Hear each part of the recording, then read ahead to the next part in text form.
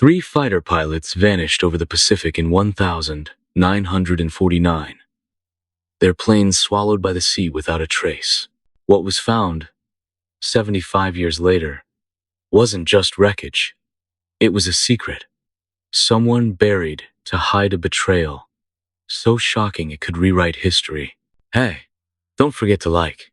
Please subscribe for more shocking crime stories and hit the bell icon.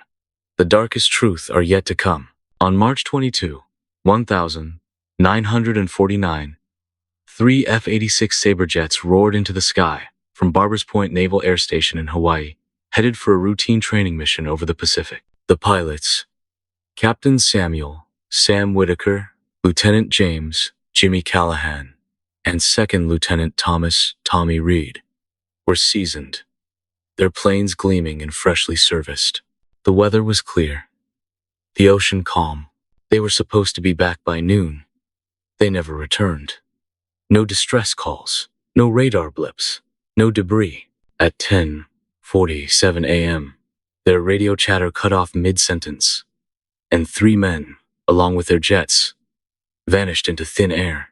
The Navy searched for weeks, combing thousands of square miles of ocean, but found nothing, not a single piece of wreckage, not a shred of evidence.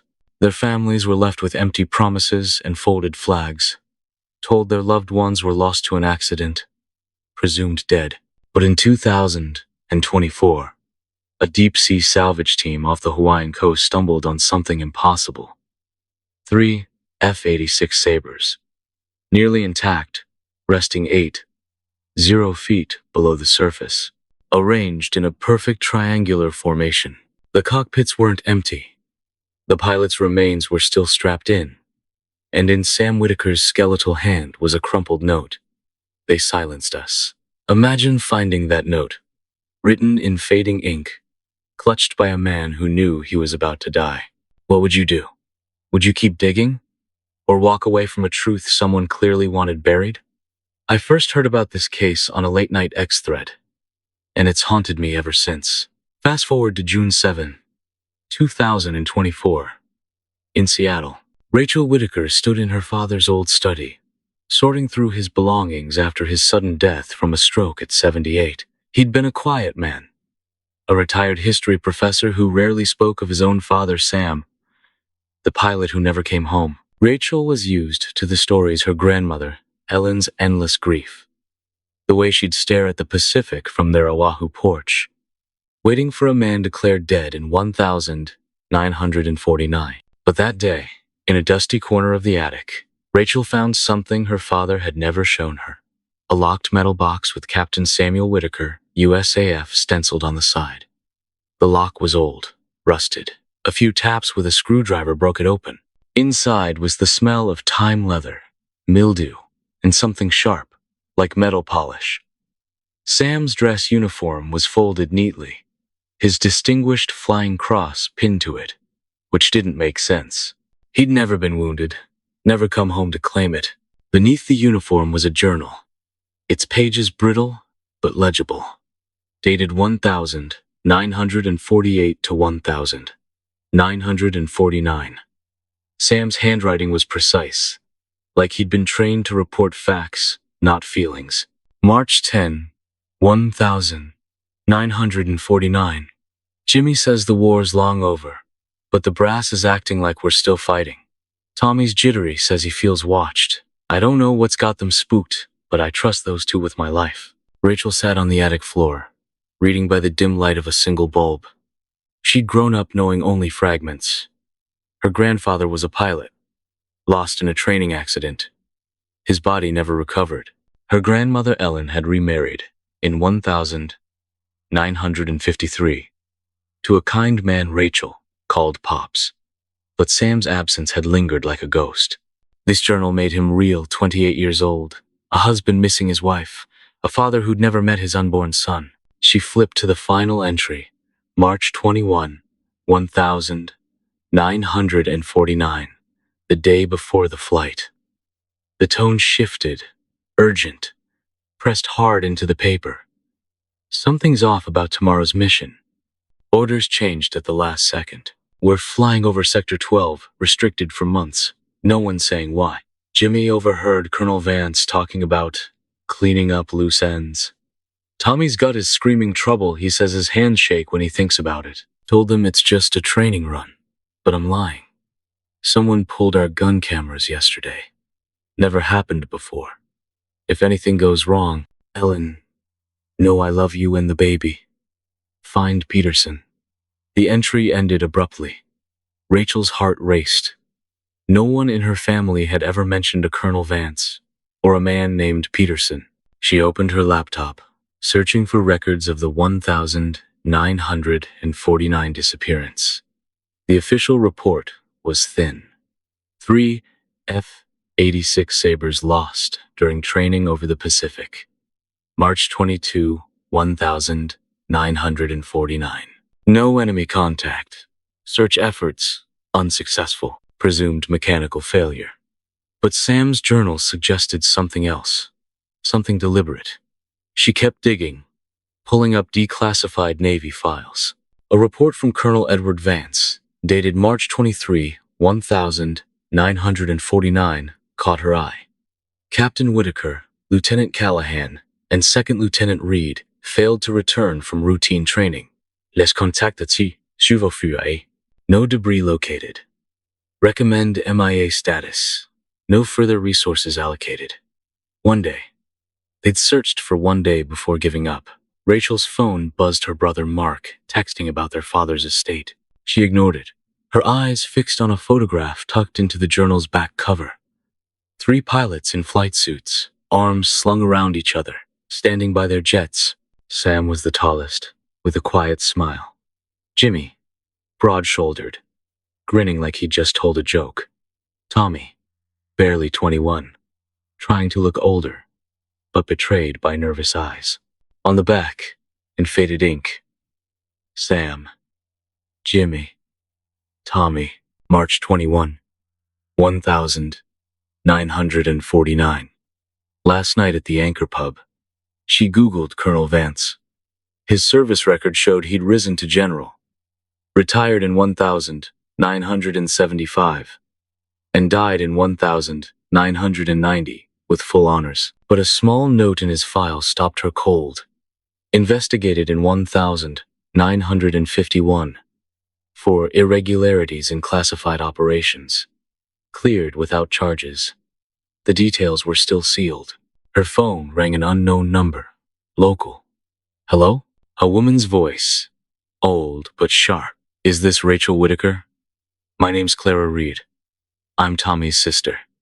I've been waiting years for someone from Sam's family to ask about that flight. Rachel's breath caught. How did you... I saw your father's obituary online. I'm 92, Rachel.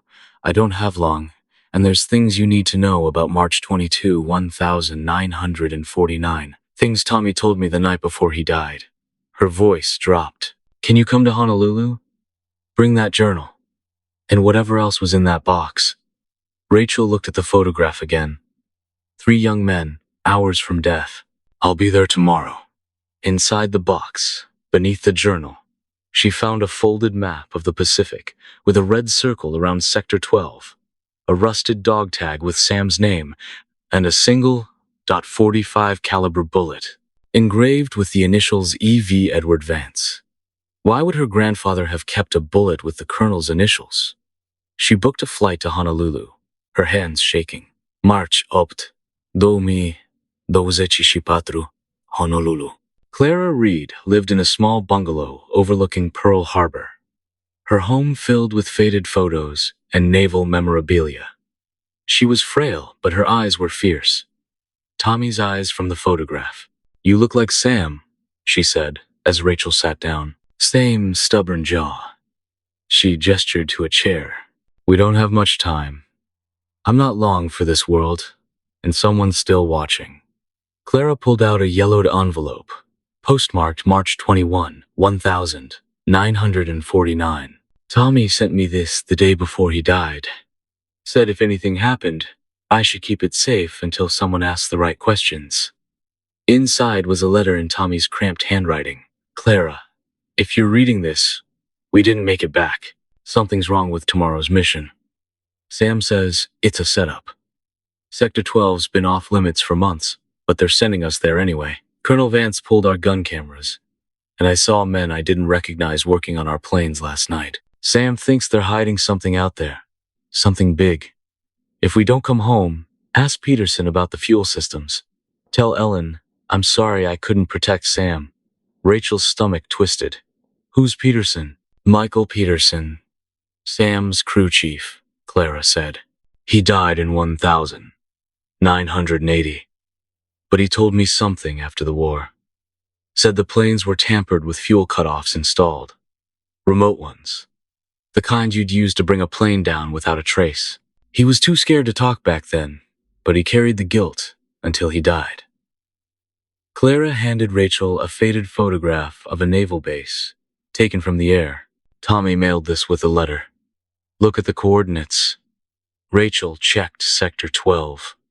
A remote stretch of ocean. In the photo, barely visible through clouds, was a small island with structures, fencing, and what looked like a landing strip. That's no training area, Clara whispered. That's a black site.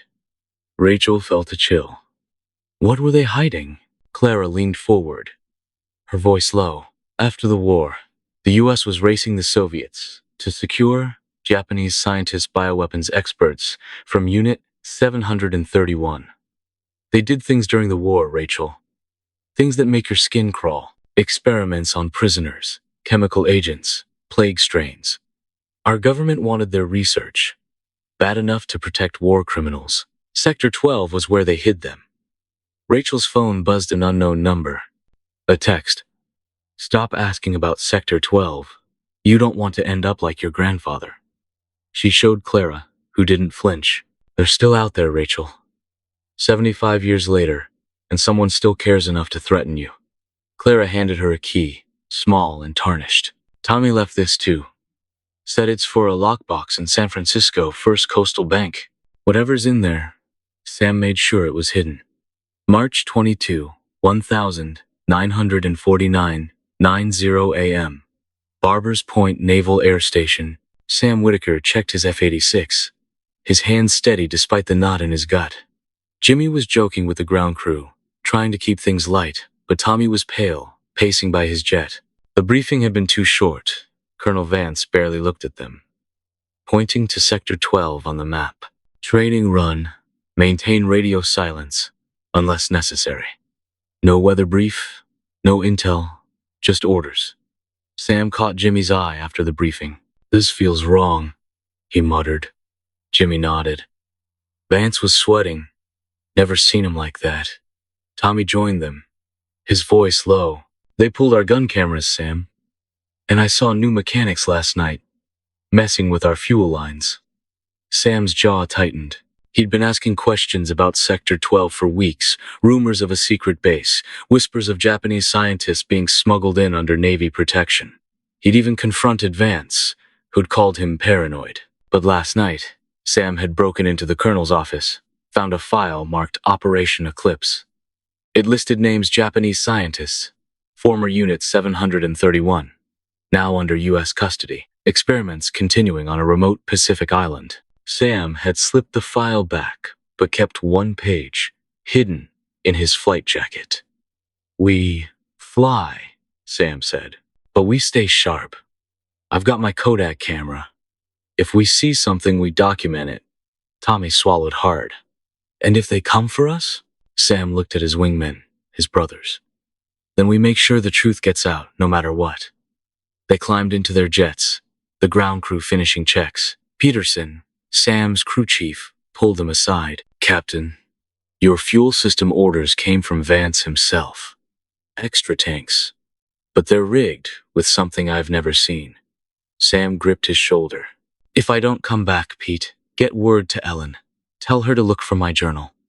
Peterson nodded, his face gray. March 8, 2024, Honolulu continued. Rachel sat in Clara's bungalow, staring at the key. Why didn't you open the lockbox?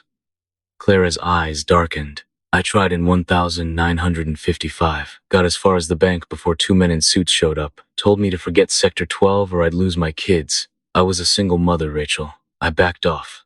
But you're Sam's blood. You can finish what he started. Rachel's phone buzzed again. Another text. You're digging too deep. Walk away, or your brother's next. Her hands shook, but anger burned through the fear. She thought of Sam, 28, knowing he was flying into a trap, but going anyway. I'm going to San Francisco, she told Clara. Good, Clara said, handing her a folded map. This was with Tommy's letter. It's Sector 12, marked with a spot he called the cage. Whatever's there, it's what they died for. Rachel flew to San Francisco that night, the key and journal in her bag.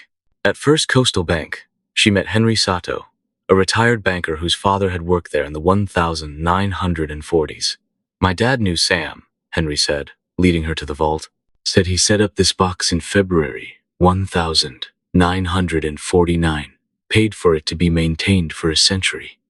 Only a Whitaker could open it. The lockbox was small, heavy. Inside were 3 reels of microfilm, a sealed envelope, and a single dog tag Jimmy's. Rachel's throat tightened. Why didn't anyone look for them? Henry shook his head. They did, but only where Vance told them to. Sector 12 was off limits, even to the Navy. My dad said Sam was onto something big, something that scared the top brass. Rachel loaded the first microfilm reel into an old reader Henry kept in his office. The images flickered. Documents listing Japanese scientists, their Unit 731 credentials, and orders signed by Vance for Operation Eclipse, a program to continue biological weapons research under U.S. supervision. The second reel showed photos of an island compound guard towers, barbed wire, and emaciated figures in cages. Rachel felt sick. Prisoners, she whispered. They were testing on people. The third reel was Sam's handwritten report. March 15, 1949. Met with a Navy intel officer who says Vance is running a black site. Gave me a camera, said we need proof. Jimmy and Tommy are in, but we know it's dangerous. Vance is watching us. If we don't make it, the evidence is here. The envelope contained a list of names, U.S. officials. Some still in power, in the 1950s. Linked to Eclipse. Rachel's phone buzzed. Last warning. Drop this, or your family pays. March 22, 1949, 10:30 a.m. over the Pacific. Sam, you seeing this? Jimmy's voice crackled through the radio. Below, where there should have been open ocean, was a small island, its surface scarred with buildings and a fenced compound. Sam's camera clicked, capturing guard towers, U.S. Navy trucks, and what looked like human figures in pens. Jesus, Tommy said, his voice shaking. Those are prisoners. Sam's voice was steady. Mark the coordinates. We're documenting everything. Then it happened. Sam's engine sputtered, then died. Jimmy, Tommy, you got power? Nothing, Jimmy called back. Dead stick. Tommy's voice was high with panic. Same here. All 3 of us? Impossible. Unless someone wanted it that way. Sam's mind raced fuel cutoffs. Peterson's warning. Vance's orders. Stay in formation, he ordered. We glide to that island. Land together. They fought dead controls, their jets dropping fast. Sam scribbled on a scrap of paper. They silenced us. He tucked it into his jacket, hoping someone, someday, would find it. March 8, 2024, San Francisco. Rachel left the bank, the microfilm and envelope in a secure bag. Henry gave her a contact, an old Navy diver, John Kessler, who'd worked the 2024 salvage that found the planes. She met him at a diner near the docks, his hands scarred from years underwater. Those sabers, he said, they weren't wrecked. Looked like they'd been placed there, like a burial. And the way they were positioned triangular, like they were protecting each other, it gave me chills. Rachel showed him the microfilm images. Kessler's face hardened. That's Eclipse. My dad was a diver in 49. Said they were told to avoid Sector 12. Rumors were the Navy was hiding something experiments. Worse than the Japanese ever did. He leaned closer. The salvage team found something else with the planes. A metal capsule sealed. It's in a Navy lab now, but I know a guy who can get you access. Rachel's phone rang Clara. Rachel, someone broke into my house. They took Tommy's letter, but I hid the map. You need to move fast. Rachel's heart pounded. Whoever was behind this had reach even now. She looked at Kessler. Can you get me to that capsule? He nodded. But it's not safe. These people don't play. She thought of Sam, Jimmy, and Tommy, flying into a trap they knew was coming. If they could face death for the truth, she could face this. I'm not stopping, she said. Kessler sighed. Then we're going to Pearl Harbor. That's where the capsule island. As they left the diner, Rachel didn't see the black SUV parked across the street, its tinted windows hiding watchful eyes. She was getting closer to the truth. But the truth was hunting her back. Rachel clutched the microfilm, her grandfather's last stand against a secret that cost him his life. But what was in that sealed capsule? And who was still willing to kill to keep it buried? Rachel Whitaker sat in the back seat of John Kessler's weathered pickup truck, the microfilm and Sam's journal tucked into a hidden pocket of her backpack. The road to Pearl Harbor was quiet, the Hawaiian night heavy with humidity, and the faint hum of distant waves. Kessler, the retired Navy diver, gripped the wheel, his eyes flicking to the rearview mirror every few seconds. You sure about this? He asked, his voice rough but steady. That capsule's locked up in a secure Navy lab. Breaking in won't be easy, and the people trailing, you don't mess around. Rachel's phone buzzed again, another text from an unknown number. You're out of time. Leave Hawaii tonight. She showed Kessler, her jaw tight. They know where I am, she said. Then we move fast, he replied, accelerating. Imagine sitting in that truck, knowing someone's watching your every move, waiting for you to slip. Would you keep going, or turn back to save yourself? I've been digging into this case for weeks now, piecing it together from old records and Clara's stories, and it still keeps me up at night. March 9, 2024. Pearl Harbor Naval Base. Kessler's contact, a lab tech named Maria Alvarez, met them at a back gate under the cover of darkness. Maria was young, barely 30, but her hands shook as she handed Rachel a forged access badge. I.O. Kessler, she whispered. He saved my dad's life on a dive in '98. But this is big, Rachel. That capsule, it's got people at the top nervous. They're calling it a national security asset. Rachel nodded, her heart pounding. The badge got them through 2 security checks. But the lab was deep inside the base, behind biometric locks and armed guards.